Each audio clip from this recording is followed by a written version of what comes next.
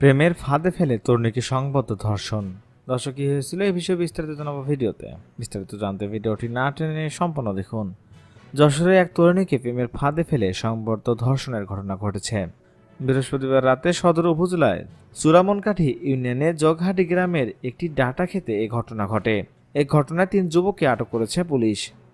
ধর্ষিতার অভিযোগ সূত্রে জানা গেছে, আটক যুবক সাকিবের সঙ্গে প্রেমের সম্পর্ক ছিল তার। বৃহস্পতিবার বিকেল 5টার দিকে ঘুরতে নিয়ে যাওয়ার কথা বলে প্রেমিক সাকিব তাকে ফোনে ডেকে নেয়। এরপর বিভিন্ন জায়গায় ঘোরার পর সন্ধ্যায় তাকে গ্রামের একটি মাঠে নিয়ে যায়।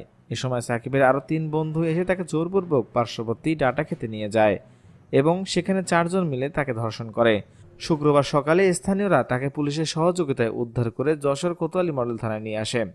এই বিষয়ে যশোর কোতোয়ালি মডেল থানার ভারপ্রাপ্ত কর্মকর্তা AKM শফিকুল ইসলাম চৌধুরী বলেন, ওই তরুণীকে সংঘবদ্ধ ধর্ষণের ঘটনায় সাকিব, বাচ্চু ও মোহাব্বত নামে 3 জনকে আটক করা হয়েছে। এ ঘটনায় মামলা হয়েছে। যৌন নিপীড়নের শিকার তরুণী থানায় পুলিশের হেফাজতে আছে। দর্শক, এই ধর্ষকের কি শাস্তি আপনারা আশা করছেন জানতে চাই আপনাদের মূল্যবান মতামত। এখনকার মতো এখানে শেষ। পরবর্তী আপডেট নিউজ পেতে চ্যানেলকে সাবস্ক্রাইব করে আমাদের পাশে থাকুন। ধন্যবাদ।